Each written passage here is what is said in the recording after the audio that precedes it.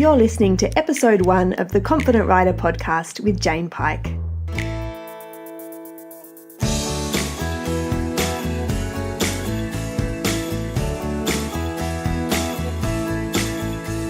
Hi, and welcome to what is the very first episode of the Confident Writer podcast.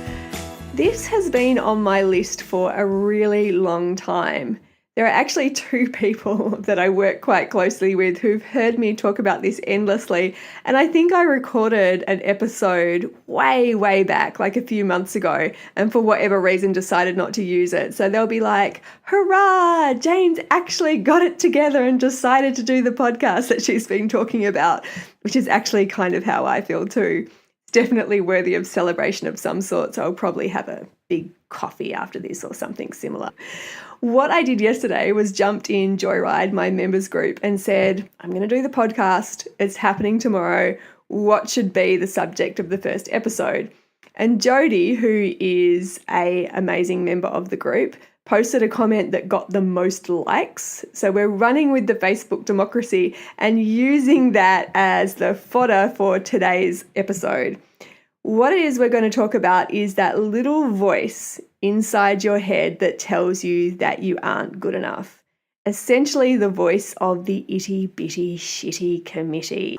We all have them. They're in there in some shape or form. You might even have a name for yours. That's actually one of the things that we do in Joyride, where we identify that little voice and give it a name to make it tangible, something that we can actually look at and talk to in an imaginative sense that really just gives us the ability to recognize that voice and create some distance from it. So that feeling that you aren't good enough, it's such a common one, not only such a common one, but basically it's a universal one. Feeling not good enough, a lack of worthiness, a lack of deserving, all those 3 things I would say are the top players when it comes to limiting beliefs. What's really interesting is I'm in the privileged position of having conversations with writers every day about this stuff. And I think over the course of the last 12 months, certainly the last, how many years has it been now? Like maybe 8 years that I've been engaged in this work specifically, there hasn't been one person that I've come into contact with that hasn't had one of these belief systems active in some shape or form. And I find that so interesting. It's powerful in its recognition because part of the process of having that belief active leads us to believe that we're the only one. And as part of that feeling and understanding, we avoid engaging in conversations which could perhaps tell us otherwise. Interestingly, when we are in the midst of a confidence crisis or we're feeling anxious or going through an anxious period, we have similar feelings about ourselves. We tend to get ourselves to a place where we convince ourselves that our challenges and what it is that we are experiencing is unique to us, and that somehow we're misunderstood or we are separate from the whole in that we are having an experience which someone else will not be able to understand. What I have noticed over the course of even just the last couple of years, when people join up the Joyride members group, so if they sign up to my program, as part of that, you get to be a member of the Joyride Facebook community and you introduce yourself just as a matter of course. Now, what happens time and time again is that people are constantly surprised to realize that they are not the only one who is facing the challenges that they're facing. That in fact, there are many people, not just one other person, but many people who have shared some variation of what it is that they are experiencing and have come through the other side of that. When you realize that, there is an enormous power or sense of empowerment that arises, and also a tremendous feeling of liberation to realize that actually what it is that you're experiencing is part of the human experience. It's not that you're somehow flawed or deficient or defunct in some way. It's just that these are really common challenges that we face as a matter of course, simply as a part of being human. And this little voice, the little voice that tells you you aren't good enough, is one of those shared experiences, one of those shared commonalities. So if you're out there and your hand is in the air and you're going, yes, yes, that's me, I want to say, welcome to the club, because you are one of us. We have all felt at some time that we are not good enough, and it impacts us in different ways. But what I want to talk about right now is not only how it is we can work with that feeling or better understand it, but perhaps get a better understanding in general about belief systems and the impact they have in practical terms on our writing and our lives. So what is a belief system? A belief system is essentially your most practiced thought. So the thought that you give the most airtime to, that becomes part of your belief system network. The feeling that you're not good enough is intrinsically connected to your self-worth.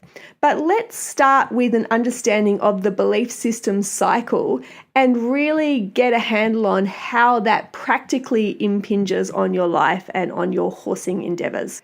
Let's use the belief that I'm not good enough as Exhibit A. So that's your belief system. That will inform and affect the decisions that you make about opportunities that you're presented with or the course of action to take in any particular setting. For example, if you're given the opportunity to ride with an instructor that you would give your right arm to learn from, but you found out it was in a public setting in front of a few other people and you were primarily motivated by that feeling of not being good enough, you might actually decline the invitation despite it being really in alignment with every other part of your dream and aspiration. So that is how a decision that we make can be greatly affected by a belief system that we hold about ourselves, regardless of whether or not it's true.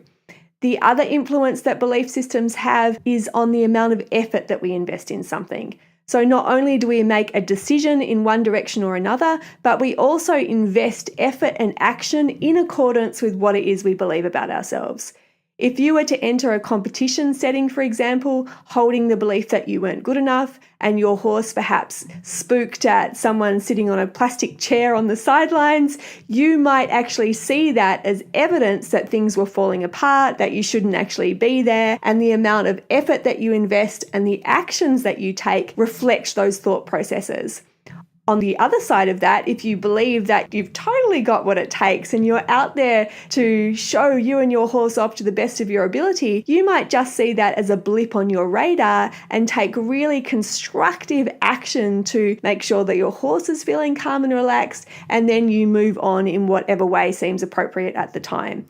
So those two examples are examples of how our thought processes affect not only our decisions, but the amount of action and effort we invest at any one time.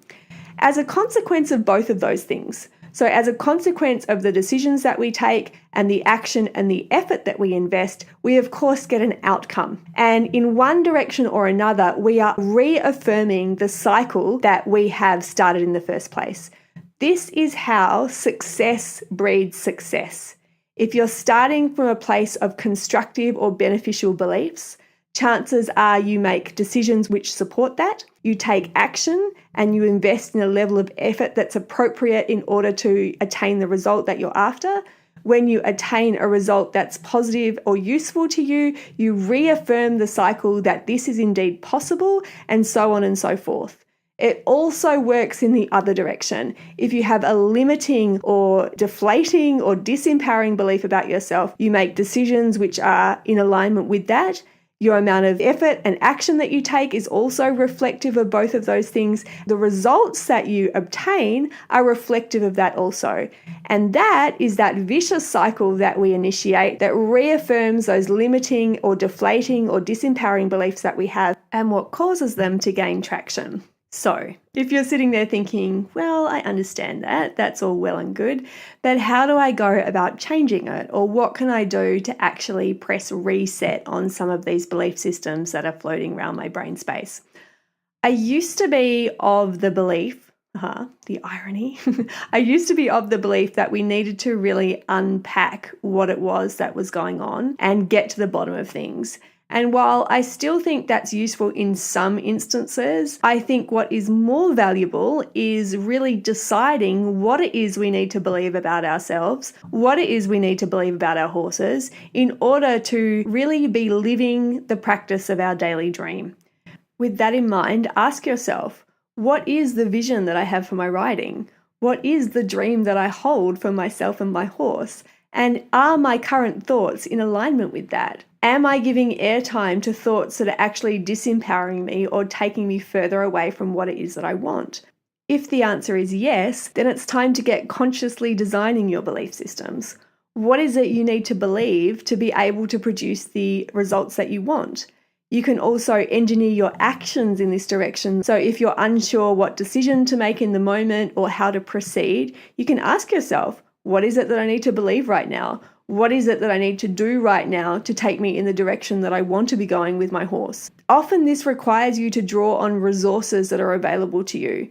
You don't have to have all the answers in the moment, but if you reach out for help with those that do, you'll find that you're quickly bounding over challenges and limitations which may have previously seemed insurmountable. So, with that in mind, your challenge for the upcoming few days is to start to be mindful of the internal conversations that you're having with yourself. The reason that I want you to do this is because the repetitive thoughts that you're having are most likely connected to your limiting beliefs. And if you can become aware of them, you can start to connect the dots in terms of what decisions that you might be making or actions you might be taking that are actually not in alignment with where it is you want to go. On the flip side of that, you can also start cultivating some constructive or beneficial beliefs. Again, looking at that overall vision and reverse engineering your way back, saying, what result is it that I'm looking to attain here? What is it that I need to believe about myself if I was to bring that to life? And then matching up your actions and decisions in support of that. Thank you so much for hanging out with me today on the maiden voyage into podcasting land. I'm really looking forward to doing it again with you in the next episode. If you enjoyed this, I'd be super appreciative if you shared the love. Feel free to share this far and wide. Any comments and feedback is totally welcome, and you're always welcome to email me also, jane@confidentrider.online. Your comments and feedback are always appreciated. Looking forward to talking again with you in the next episode.